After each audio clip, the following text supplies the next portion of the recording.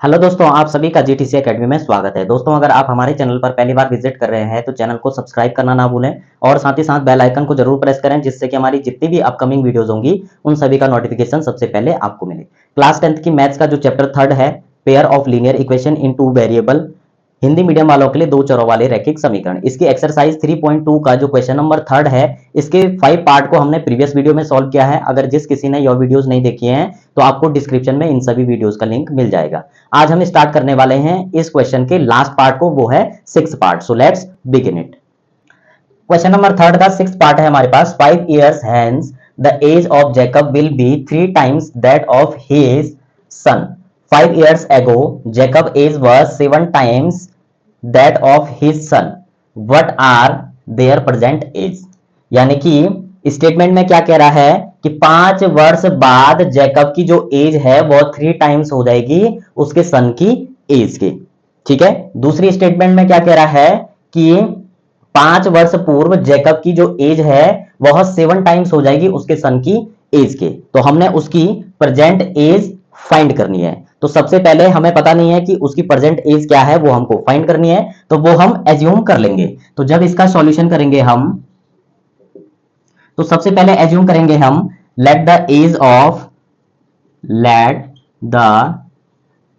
Of Jacob is equal to x years and the age of son is equal to y years। अब ये तो हमने assume कर लिया। अब क्वेश्चन में क्या कह रहा था कि 5 वर्ष बाद जो जैकब की एज होगी, तो सबसे पहले यहां पर लिख देंगे आफ्टर 5 years। ठीक है। आफ्टर 5 years जैकब की एज क्या हो जाएगी? Jacob age is equal to, बाद की बात कह रहा है तो यानी कि x प्लस ऐड हो जाएंगे। आगे की बात कर रहा है तो अभी x ईयर्स है तो 5 वर्ष बाद उसमें 5 ईयर्स ऐड हो जाएंगे, तो x प्लस 5 हो जाएगी। सेम कंडीशन, जो सन की एज है उसके अभी y ईयर्स है तो 5 वर्ष बाद तो अभी की एज में 5 ईयर्स ऐड हो जाएंगे। अब क्वेश्चन में स्टेटमेंट क्या कह रहा है उसके लिए यहां पर according to the first condition, first condition में क्या कह रहा है कि जो जैकब की एज है वह 3 टाइम्स है उसके सन की एज के। तो अभी जैकब की एज कितनी है? जैकब की एज है हमारी x प्लस 5, तो x प्लस 5 हो जाएगा। और अभी करंट में उसकी एज है उसके सन के 3 गुना एज के, यानी कि ये उसके सन की एज है, इसका 3 टाइम्स है जैकब की एज, अभी की जो बात कह रहा है फर्स्ट स्टेटमेंट में। ठीक है। ये तो बन गए हमारे पास इक्वेशन। अब इसको सॉल्व करेंगे।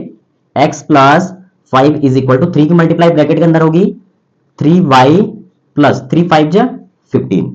ये नंबर है, इसको इज इक्वल टू के इधर भेज देंगे तो x को इधर ही रहने देंगे। 3y प्लस आपका इधर आ जाएगा ये 15 और यहां प्लस में यहां के माइनस हो जाएगा। x इज इक्वल टू क्या हो जाएगा? 3y। अब यहां पर आप ध्यान देंगे तो 15 में से 5 को माइनस करेंगे तो क्या आ जाएगा? प्लस का 10। इसको बना लेंगे इक्वेशन फर्स्ट। इक्वेशन फर्स्ट बन गई। अब सेकंड स्टेटमेंट को सॉल्व करेंगे। सेकंड स्टेटमेंट में क्या कह रहा था कि 5 इयर्स एगो, यानी कि 5 इयर्स एगो का मतलब 5 वर्ष पहले की बात कर रहा है, तो यहां पर लिख देंगे 5 इयर्स एगो। ठीक है। तो जैकब की एज अभी क्या है? x इयर्स है, तो यहां पर लिख देंगे जैकब एज। अभी x इयर्स है तो 5 वर्ष पहले की एज क्या होगी? अभी की एज में 5 वर्ष कम कर देंगे तो यहां -5 हो जाएगा। सेम कंडीशन सन के साथ होगी, तो सन एज इज इक्वल टू, अभी सन की एज y इयर्स है तो 5 वर्ष पहले y -5। अब हमारे पास स्टेटमेंट आ जाएगी। इसमें क्या होगा? According to the second condition. ठीक है। सेकंड कंडीशन में क्या कह रहा है कि जो जैकब की एज है वह उसके सन के एज से 7 टाइम्स ज्यादा है। तो यानी कि जैकब की एज अभी कितनी है? x -5 इज इक्वल टू सन की एज के कितना? 7 टाइम्स है सन की एज के, यानी कि y -5। अब इसको सॉल्व करेंगे।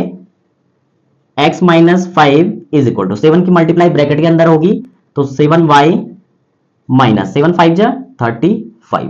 अब इसको सॉल्व करेंगे तो क्या आ जाएगा, x 7y को इज इक्वल टू इधर भेज देंगे तो ये आ जाएगा हमारे पास minus 7y is equal to, ये यहां माइनस में इधर जाके प्लस हो जाएगा तो minus 35 plus 5 x minus 7y is equal to, यहां पर क्या आ जाएगा हमारे पास माइनस का 30, क्योंकि 35 में से 5 को माइनस कर देंगे तो 30 आएगा और सिंबल बड़े नंबर का, क्योंकि प्लस माइनस का माइनस ही होगा, यह सबस्ट्रैक्ट ही होगा आपका। तो ये बन जाएगी हमारे पास इक्वेशन सेकंड। अब हम क्या करने वाले हैं कि इक्वेशन सेकंड में x की जो वैल्यू हमने फाइंड करी है इसको पुट कर देंगे तो यहां से हमें y की वैल्यू फाइंड हो जाएगी। तो यहां पर इसके लिए स्टेटमेंट लिखेंगे, putting the value of x in equation second. ठीक है, यानी कि x का मान हम इक्वेशन सेकंड में पुट कर देंगे, यानी कि समीकरण सेकंड में x के मान को रखने पर। तो x की वैल्यू क्या हमारे पास ये है, तो x की जगह ये वाली वैल्यू पुट कर देंगे तो ये आ जाएगा हमारे पास 3y प्लस 10, ये तो x की वैल्यू है। इक्वेशन में क्या है माइनस 7y है हमारे पास। ठीक है, और दूसरा क्या है हमारे पास इधर is equal to minus 30।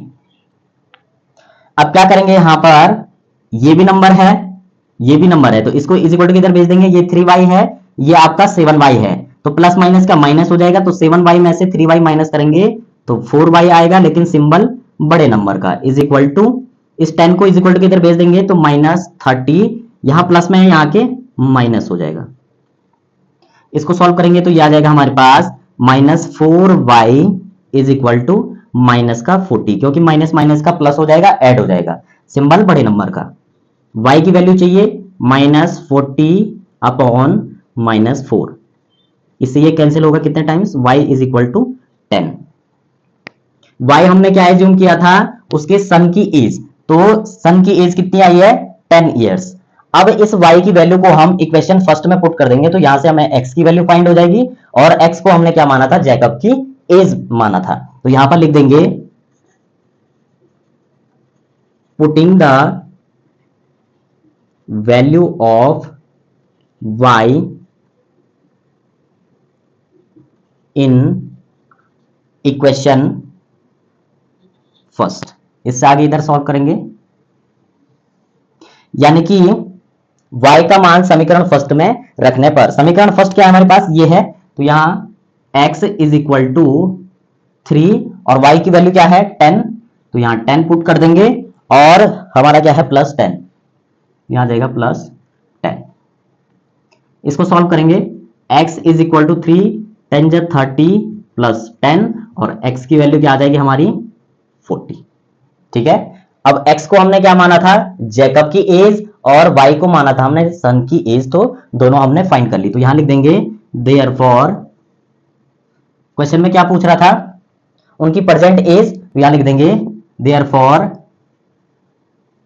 Jacob present age is equal to 40 years and son age is equal to 10 years. Jacob की एज कितनी आई है अभी प्रेजेंट की 40 ईयर्स और सन की एज आई है 10 ईयर्स, तो दोनों की एज हमको फाइंड करनी थी, प्रेजेंट एज, वो हमने फाइंड कर लिया है।